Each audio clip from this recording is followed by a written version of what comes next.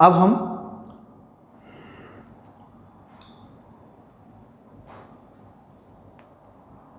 हम डिस्कस करते हैं डीपीपी नंबर 2 को।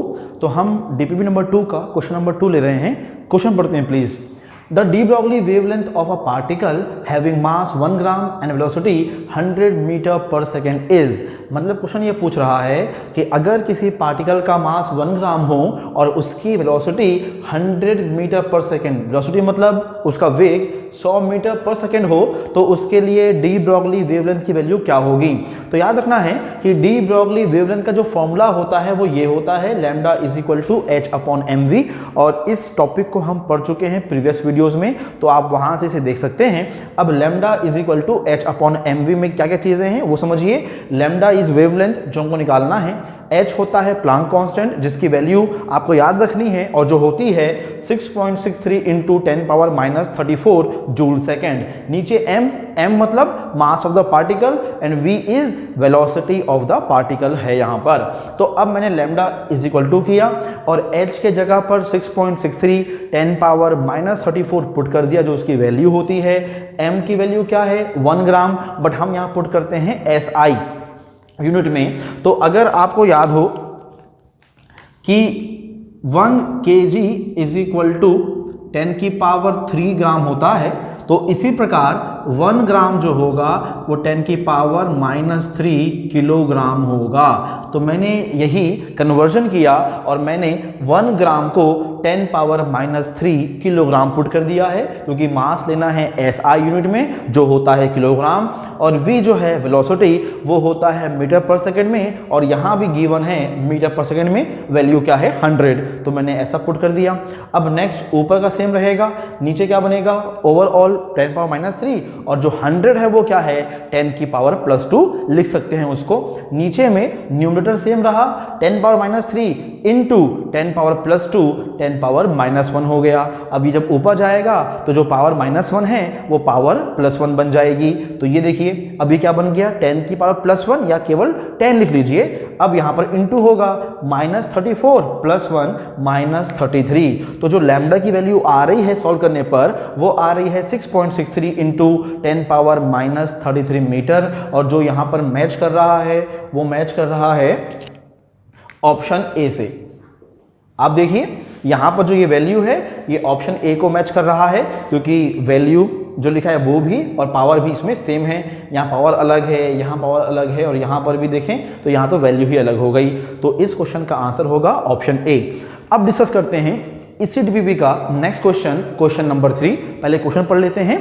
तो क्वेश्चन बोलता है an electron has kinetic energy equal to 2.8 into 10 power minus 13 joule, what is the de Broglie wavelength. ये भी सेम क्वेश्चन है, यहाँ पर भी हमको सेम चीज लैम्डा मतलब डी ब्रॉगली वेवलेंथ पूछ रहा है, किंतु यहाँ पर मास और वेलोसिटी दिया हुआ था और यहाँ पर मास नहीं दिया है, वेलोसिटी भी नहीं दिया है, यहाँ दिया है उस पार्टिकल के लिए काइनेटिक एनर्जी की वैल्यू।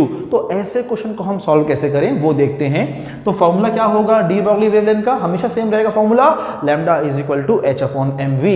जब भी कभी बात करते हैं डी ब्रॉगली वेवलेंथ की तो formula lambda is equal to H upon M V ही यूज होता है, किंतु दिक्कत यहाँ पर यह है कि यहाँ पर मास और वेलोसिटी लिया हुआ है फॉर्मूला में, और हमारे क्वेश्चन में तो चीजें तो गिवन ही नहीं है। ठीक है, तो हम क्या करेंगे, हम एम वी को चेंज करेंगे काइनेटिक एनर्जी में। तो मैं यहाँ पे कन्वर्जन कर रहा हूँ, ध्यान दीजिएगा। K E is equal to half M V square होता है, तो मैंने इसे फ्लिप कर दिया, मतलब half M V square is equal to K E हो गया। सही है, मैंने 2 को वहाँ भेज दिया तो M V is equal M V square is equal to क्या हो गया 2 के ई हो गया। अब क्या करूंगा मैं दोनों साइड्स में m का इंटू कर रहा हूं, मल्टीप्लाई कर रहा हूं। तो यहां पर m से इंटू हुआ तो यहां पर भी m से इंटू होगा। ये पहले क्या था 2ke, अब क्या बन गया 2mke बन गया। अब देखिए ये m स्क्वायर वी स्क्वायर है, m into m square V square पहले से था, और ये क्या है 2mke। अब ये क्या बन जाएगा mv का होल स्क्वायर, दोनों स्क्वायर में है ना, लिख सकते हैं mv होल स्क्वायर 2mke।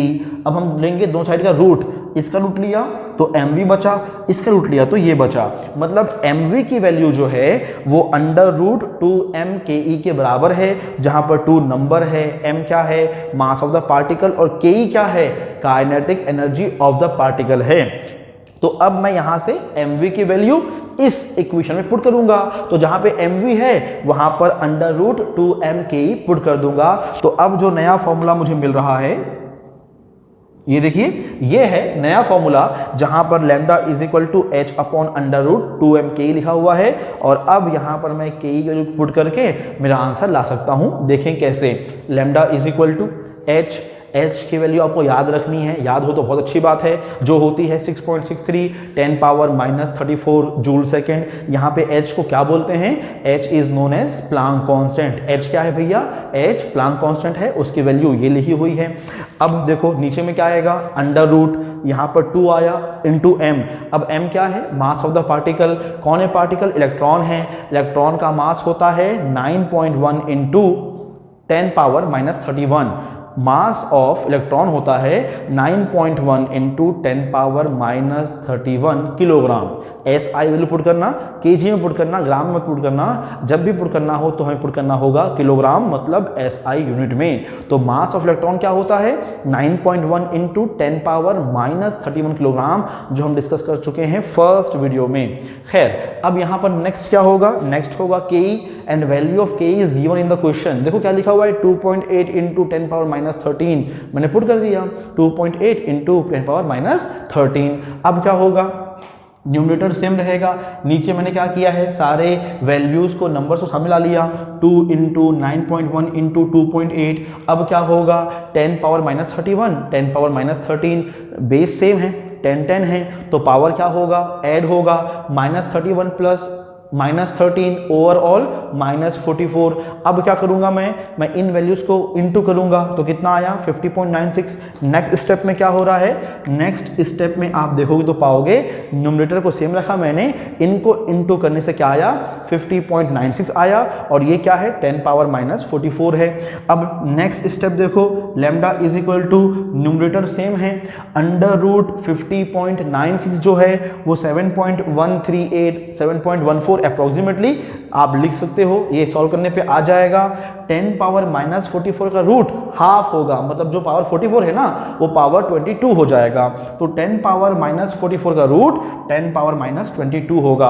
अब मैंने क्या किया, मैंने इस नीचे वाले को मतलब 10⁻⁻22 को ऊपर भेजा, तो वो क्या बन गया, वो बन गया 10⁻+22। जो पावर नीचे माइनस में होती है वो ऊपर जाके साइन को चेंज करके प्लस हो जाती है। नीचे माइनस था, ऊपर जाके क्या हो गया, प्लस हो गया। अब जब आप 6.63 को डिवाइड करोगे 7.138 से, तो ये जो वैल्यू आएगी वो आएगी 0.9288। आप खुद सॉल्व कर सकते हो, घर में करिएगा। तो 6.63 7.18 डिवाइड किया, 0.9288 आया, इंटू 10⁻⁻34 10⁻22 आ गया। अब यहां पर देखो ये तो सेम आएगा, और यहां पर देखिए अब फिर से क्या करेंगे, दोनों का बेस सेम है तो पावर को ऐड करेंगे, -34 + 22 माइनस में 12 आ जाएगा। अब ध्यान देते हैं, तो हमारा ये जो अभी आया है ये आंसर हो सकता है, बट दिक्कत क्या है कि ये किसी से मैच नहीं कर रहा है। ऑप्शन ए, बी, सी या डी हर जगह क्या लिया है उसने 9.28 लिया है, हमारा क्या आया 0.9288 आया। तो एक काम करता हूं, मैं इसमें 10 से इंटू करता हूं और इसमें 10 से डिवाइड करता हूं। तो जब मैं इसे 10 से इंटू करूंगा ये बनेगा 9.288, और जब मैं इसे 10 से डिवाइड करूंगा तो ये जो 10⁻⁻12 है 10 से डिवाइड करने पर 10 की पावर -13 बन जाएगा। और ये जो पूरे आंसर आ रहे हैं ये किस में आ रहे हैं, मीटर्स में आ रहे हैं। तो अब देखिए ये जो लैम्डा है किससे मैच कर रहा है, तो ऑप्शन ए, बी, सी या डी किसी को भी ले लो, हर जगह वैल्यू क्या है 9.28, तो वैल्यू तो हर किसी से मैच कर रही है। तो पावर चेक करो, पावर -4 ये -13 आंसर नहीं है। बी देखो 10⁻⁻7 ये -13 आंसर नहीं होगा वो भी। ये क्या है 10⁻⁻13, ये भी क्या है 10⁻⁻13, मतलब ऑप्शन सी हमारा आंसर होगा। तो क्वेश्चन नंबर 2 के लिए आंसर ऑप्शन ए है, और क्वेश्चन नंबर 3 के लिए आंसर ऑप्शन नंबर सी है।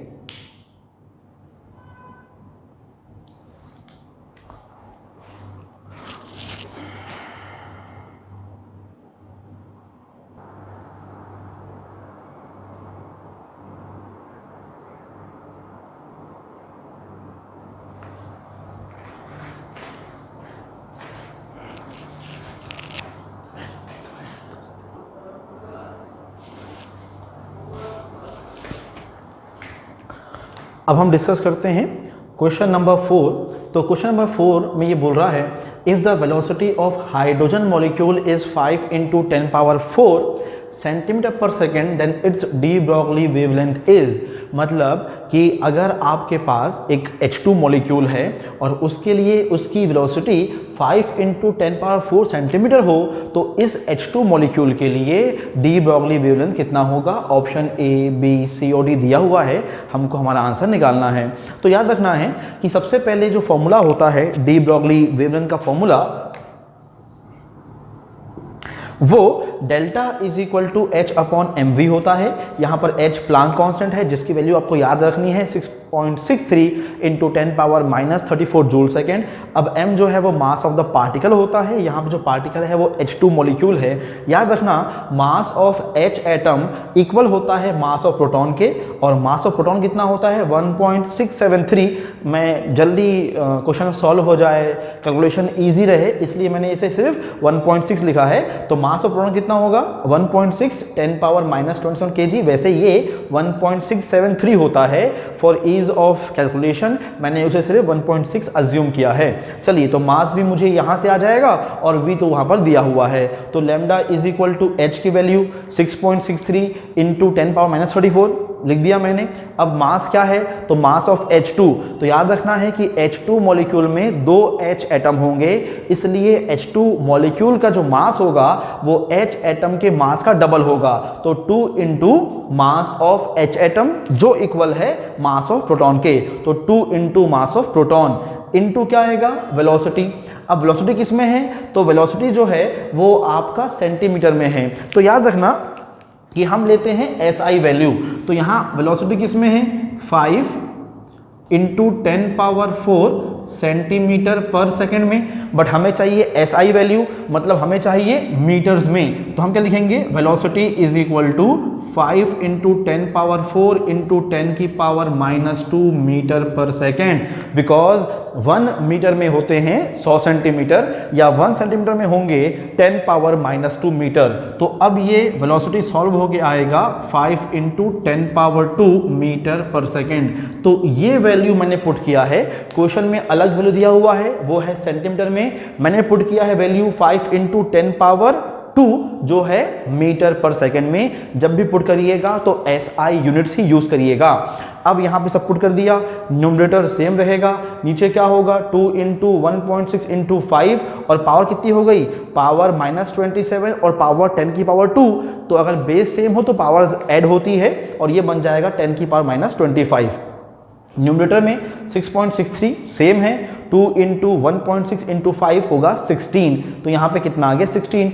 अब ऊपर क्या था 10⁻⁻34 वो सेम रहेगा, नीचे क्या है 10⁻⁻25 वो ऊपर जाकर 10⁻+25 हो जाएगा। जब इसे आप डिवाइड करोगे तो आंसर आएगा 0.414 और इनको ऐड करने पे आएगा 10⁻⁻9 मीटर। बट इशू ये है कि ऑप्शन में जो वैल्यूज़ हैं वो दी हुई हैं एंगस्ट्रॉम में। तो मैंने यहाँ पर 10 से इंटू किया और मैंने यहाँ पर 10 से डिवाइड किया।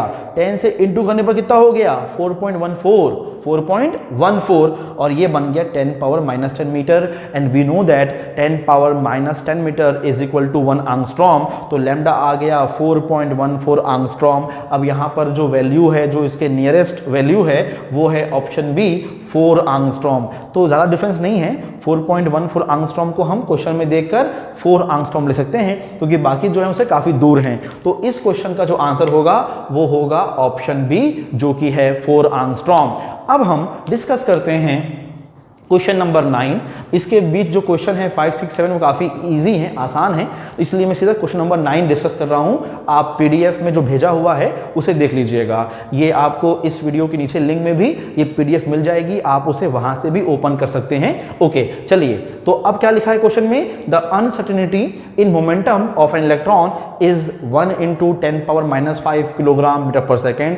What is uncertainty in the position. तो हमें दे दिया है uncertainty uncertainty in the momentum, और हमसे बोल रहा है कि अनसर्टेनिटी इन द पोजीशन क्या होगा, और ये उसके ऑप्शन दिए हुए हैं। तो याद रखना है ये जो क्वेश्चन डिपेंड कर रहा है, ये कर रहा है हाइजेनबर्ग अनसर्टेनिटी प्रिंसिपल पर, जो हम पढ़ चुके हैं। मे बी आप प्रीवियस वीडियोस देखिएगा तो वहाँ पर ये टॉपिक डिस्कस किया गया है, आप वहाँ से ये कॉन्सेप्ट समझ सकते हो, और हम अभी उस कॉन्सेप्ट पर ये क्वेश्चन सॉल्व कर रहे हैं। तो जो फॉर्मूला होता है हाइजेनबर्ग अनसर्टेनिटी प्रिंसिपल का, वो होता है डेल्टा एक्स, मतलब change in position, uncertainty in the position into uncertainty in the momentum is equal to h upon 4 pi, या तो इज इक्वल टू होगा या तो मोर होगा। तो यहाँ पे डेल्टा एक्स निकालना है, तो मैंने डेल्टा पी वहाँ भेज दिया। क्या बनेगा h upon 4 pi into delta P. अब h की वैल्यू 6.63 10 पावर माइनस 34 होता है, याद रखना है आप लोगों को, हर बार क्वेश्चन में आ रहा है। 4 तो 4 है, एक नंबर है। पाई क्या होता है 22/7 होता है। फिर आपका डेल्टा पी कितना है 1 इंटू 10 पावर माइनस 5 है। 7 ऊपर गया, फिर 6.63 इंटू 7 इतना हो गया, 4 इंटू 22 88 हो गया, 10 पावर माइनस 34 ऊपर है, नीचे क्या है 10 पावर माइनस 5 है। अब जब आपने 46.41 को डिवाइड किया 88 से तो कितना आएगा 0.527। फिर ये पावर ऊपर गया तो ऊपर जो है वो तो सेम रहेगा साइन के साथ, ऊपर क्या है 10 पावर माइनस 34, जो नीचे था वो क्या था 10 की पावर माइनस 5, ऊपर जाकर 10 की पावर प्लस 5 हो जाएगा। अब 0.527 as it is, minus 34 plus 5, sign opposite है, डिफरेंस लेंगे, 34 में से 5 गया 29, बट साइन कौन सा होगा माइनस, तो माइनस 29 आ गया।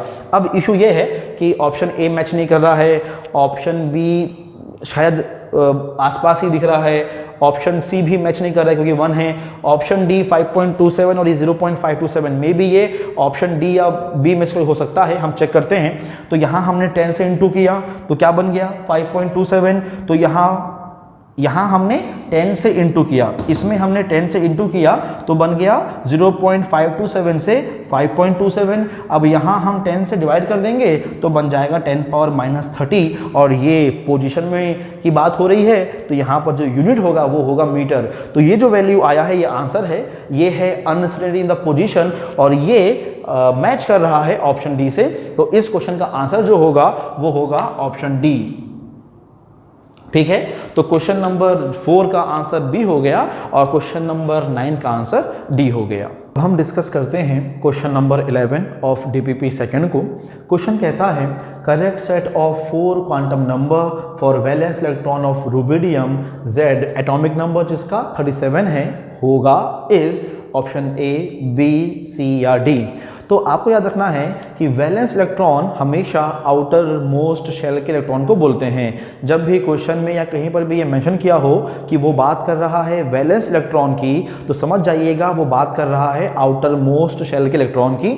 हिंदी में वैलेंस शेल को संयोजी कोश कहते हैं और वैलेंस शेल के इलेक्ट्रॉन को संयोजी इलेक्ट्रॉन कहते हैं। ठीक, चलिए तो अब आपको याद रखना है रुबिडियम बोला है, एटॉमिक नंबर दिया है, तो जब भी कभी निकालना होता है क्वांटम नंबर, चारों क्वांटम नंबर, एक आसान चीज़ ये होती है कि आप उसका इलेक्ट्रॉनिक कॉन्फ़िगरेशन लिख लें कि जब आपके पास होगा कॉन्फ़िगरेशन तो आप बड़े आसानी से चारों क्वांटम नंबर्स को निकाल सकते हो।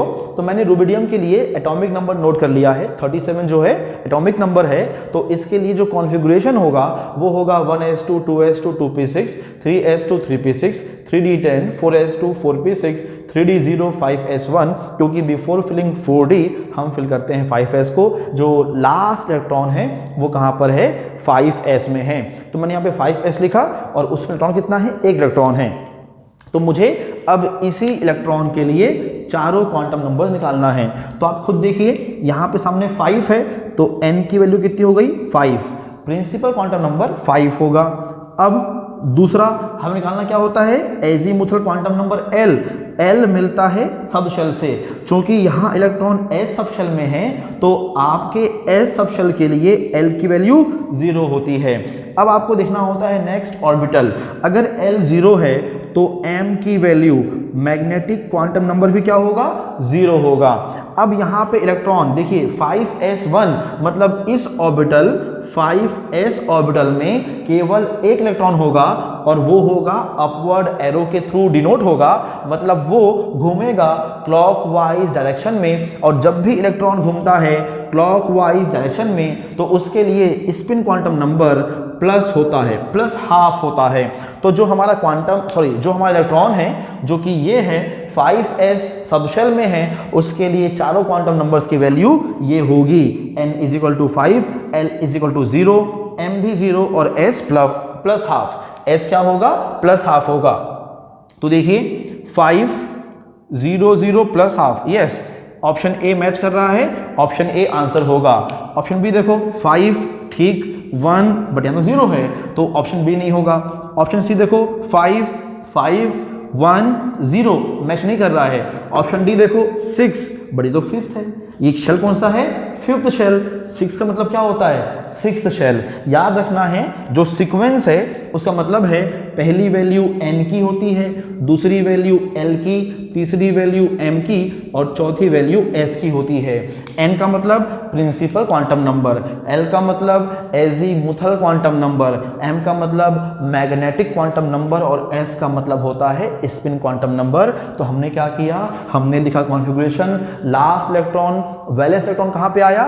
5s में। तो 5s देख के ही मुझे सब आइडिया हो गया, जो सामने नंबर है वही क्या है? शेल का नंबर, या कह लो प्रिंसिपल क्वांटम नंबर। अब ये n5 हो गया। अब ये तो s सब शेल है, s सब शेल के लिए l की वैल्यू 0 होती है तो l 0 आ गया। अब जब l 0 होता है ना तो m भी 0 होता है तो m भी 0 मिल गया। अब s कैसे मिलता है? तो s मिलता है क्लॉकवाइज या एंटी क्लॉकवाइज रोटेशन से। चूंकि इस ऑर्बिटल में 5s ऑर्बिटल में इलेक्ट्रॉन अकेला है तो वो क्लॉकवाइज रोटेट करेगा, तो उसके लिए स्पिन क्वांटम नंबर s की वैल्यू प्लस हाफ होगी। तो ये जो आंसर है हमारा इस क्वेश्चन का जो आंसर होगा वो ऑप्शन ए होगा, क्योंकि option A he in value से मैच कर रहा है। अब हम देखते हैं नंबर 12। तो क्वेश्चन पढ़ते हैं पहले। Which of the following represent the correct set of 4 quantum numbers of a 4d electron? चलो कोई नहीं सर, होता है।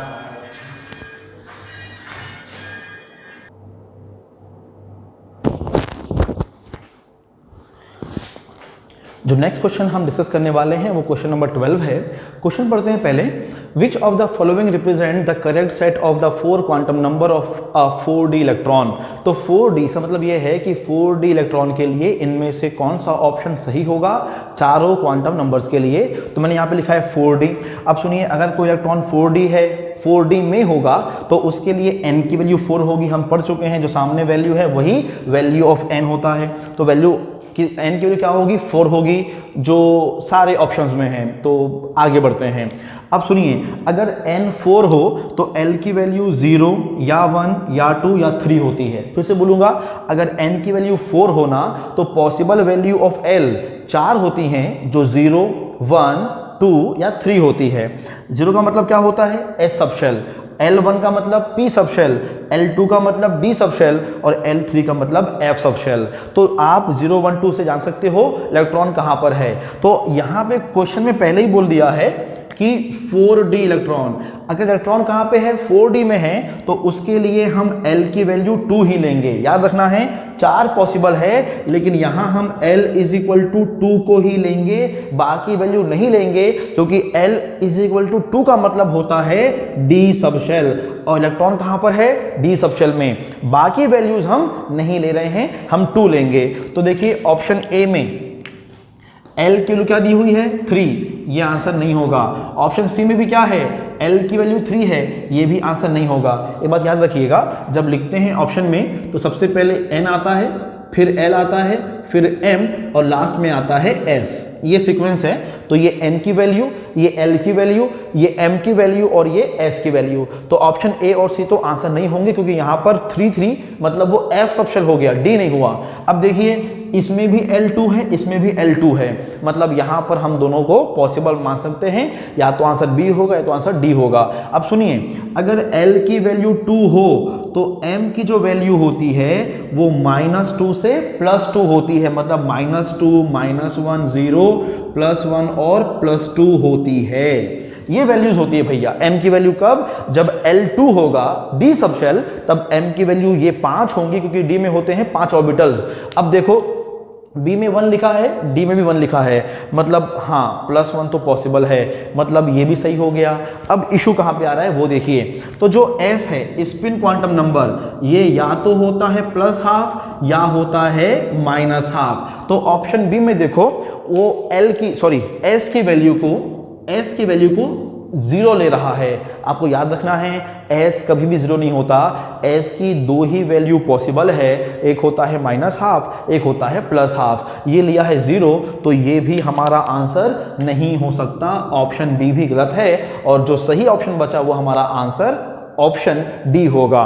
तो याद रखना है अगर कोई इलेक्ट्रॉन 4D में है तो उसके लिए n तो 4 होगा, m क्या होगा 2 होगा, 2 मतलब क्या d सब शेल। अगर आपका L 2 है, अगर वैल्यू ऑफ L 2 है तो m की पॉसिबल वैल्यूज -2 से +2 होंगी, क्योंकि ये 1 है और 1 यहाँ पे आ रहा है तो ये भी सही हुआ। और स्पिन क्या होता है इधर +12 और -12, ये -12 है, परमिजिबल है, पॉसिबल है, हम ले सकते हैं। तो इस क्वेश्चन का आंसर जो होगा वो होगा ऑप्शन डी। ठीक है, ऑप्शन डी आंसर होगा।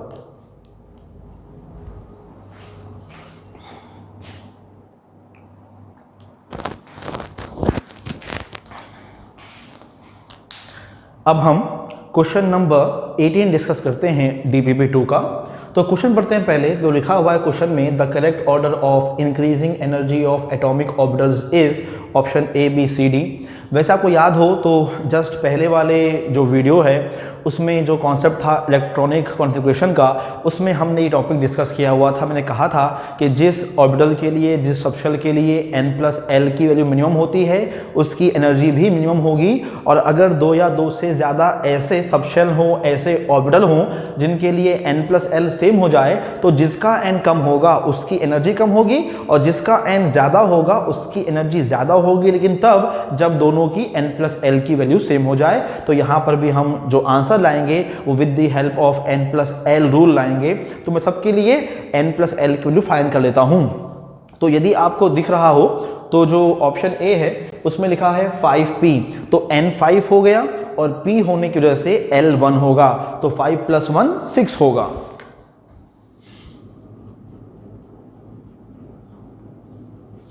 ठीक, अब आप देखिए 4f को, तो जो 4f है उसके लिए n की वैल्यू 4, देखो जो सामने नंबर होता है ना वो होता है n की वैल्यू, प्रिंसिपल क्वांटम नंबर की वैल्यू, और जो ये sp/df है उनके लिए l 1 2 3 4 1 2 3 होता है, जो भी है आप उसे याद रखिएगा। l = 0 s के लिए, l = 1 p के लिए, l = 2 d के लिए, और l = 3 f के लिए होता है।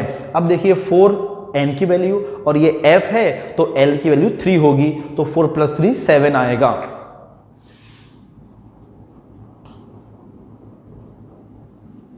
अब देखिए नेक्स्ट, तो नेक्स्ट क्या है 6s, तो यहां पे क्या होगा 6n की वैल्यू और s है तो l की वैल्यू 0 होगी, तो 6 + 0 6 होगा, 6 + 0 6। तो 6s के लिए n+l कितना आ रहा है 6 आ रहा है। अब लेंगे 5d को, तो 5d के लिए n तो 5 हो गया और ये d है इसलिए l = 2 होगा, तो 5 + 2 7, इसके लिए n+l 7 आएगा, मतलब n की वैल्यू 5 और d होने की वजह से l कितना होगा 2, तो 5 + 2 कितना हो गया 7 हो गया। ठीक, अब हमें देखना है एनर्जी का सीक्वेंस, 6 7 फिर 6 आ गया। होना क्या चाहिए था n+l को इंक्रीजिंग ऑर्डर में होना चाहिए था, 6 7 8, बट यहाँ पर देखो 6 फिर 7, हाँ वैल्यू बढ़ा है, अच्छी बात है, सही है, बट ये 7 से फिर क्या हो गया 6 हो गया। यहाँ भी इसको बढ़ना चाहिए था बट ये कम हो रहा है, इसलिए ये correct sequence of increasing order of energy नहीं होगा। तो ऑप्शन ए क्या है रॉन्ग हो गया। अब ऑप्शन बी देखते हैं, तो 5p के लिए 5 + 1 = 6, 6s के लिए 6 + 0 = 6, 4f के लिए 4 + 3 = 7 और 5d के लिए 5 + 2 = 7 लिखा। अब इसको चेक करते हैं, तो यहाँ पर देखो ये 6 है और अगला भी 6 है, मतलब इन दोनों के लिए 5p और 6 S के लिए n प्लस एल सेम हो गया।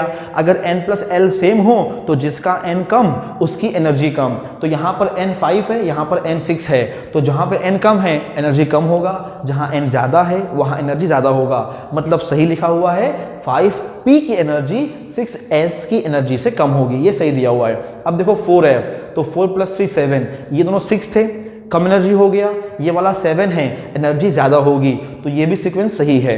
अब अगला देखो, ये भी 7 है, अब दोनों ही तो 7 हैं, एनर्जी कम ज़्यादा कैसे कंपेयर करेंगे? तो यहाँ पर भी 7 n प्लस एल की वैल्यू, यहाँ पर भी 7 n प्लस एल की वैल्यू, बट यहाँ पर n की वैल्यू 4 है और यहाँ पर n की वैल्यू 5 है। मतलब 4 वाला एनर्जी कम रखेगा, 5 वाला एनर्जी हायर वाला होगा। मतलब इसकी एनर्जी कम, 4f की एनर्जी कम और 5d की ज़्यादा होगी। तो ये जो सीक्वेंस आया है ये एकदम सही है। यहाँ पर जो 6 वाले होंगे उनकी एनर्जी 7 वालों से कम होगी, जो कि दिख भी रहा है। अब जो दोनों 6 वाले हैं उनमें जिसका n कम होगा उसकी एनर्जी कम होगी, तो ये 5 है और 6 है, एनर्जी कम एनर्जी ज़्यादा, ये सीक्वेंस भी सही है। अब 6 वालों के बाद कौन से वाले आएंगे? 7 वाले आएंगे, जिनके लिए n प्लस एल 7 होगा वो आएंगे। दोनों में n प्लस एल 7 है, बट इसके लिए n 4 है, इसके लिए n 5 है, इसकी एनर्जी कम होगी, इसकी एनर्जी ज़्यादा होगी। तो यहाँ जो अरेंजमेंट है वो एकदम सही किया गया है, तो ये हमारा आंसर होगा, ऑप्शन बी हमारा आंसर होगा। बट फिर भी हम ऑप्शन सी और डी को डिस्कस कर लेते हैं। तो देखो कैसे करना है। 4f, तो 4 + 3 7, 5p मतलब 5 और 1 6। देखो वैल्यू क्या हो रही है? डिक्रीज, गलत दिया हुआ है। अगर बोला है इंक्रीजिंग ऑर्डर तो value of n plus L को भी इंक्रीज होना चाहिए था, बट नहीं हो रहा है। आगे और देखते हैं। 5d मतलब 5 + 2 7। अब देखो इंक्रीज हो रहा है, बट पहले ही सीक्वेंस गलत हो चुका है, बट हम कंपेयर कर रहे हैं फिर भी। 6s, तो 6 + 0 6, फिर क्या हो गया? वैल्यू डिक्रीज हो गई। तो यहाँ पे जो अरेंजमेंट है, जो ऑर्डर है, वो कुछ भी दिया हुआ है, सही नहीं है। इंक्रीजिंग ऑर्डर तो बिल्कुल नहीं है। इंक्रीजिंग कौन सा वाला है? इंक्रीजिंग ऑर्डर ऑप्शन बी का है, ऑप्शन बी सही है। अब फिर भी ऑप्शन डी भी चेक कर लो। 5p 5 + 1 6, 5d 5 + 2 7, इंक्रीज हुआ, लग रहा है कि आंसर हो सकता है। 4 + 3 7, यहाँ पर देखो इंक्रीज हुआ, बट इसके लिए n 5, इसके लिए n 4। मतलब ये हुआ कि इसको पहले होना चाहिए था और इसको बाद में होना चाहिए था, बट ये तो आगे पीछे कर दिया है। ये भी क्या है? रॉन्ग है। 6 + 0 6, ये तो और भी रॉन्ग हो गया, क्योंकि 7 के पहले आना चाहिए 6, 7 के बाद आ रहा है, तो ये भी आंसर नहीं होगा। एट द एंड हमने ये देखा कि अगर आपको चाहिए इंक्रीजिंग ऑर्डर ऑफ एनर्जी तो n प्लस एल को भी इंक्रीजिंग ऑर्डर में होना चाहिए था, कम वैल्यू फिर हायर वैल्यू। और अगर ऐसे आपके पास सबशेल हो, ऑर्बिटल हो, जहां पर n प्लस एल दो सबशेल के लिए सेम हो जाए, तो वहां जिसका वैल्यू ऑफ n कम होगा उसकी एनर्जी भी कम होगी।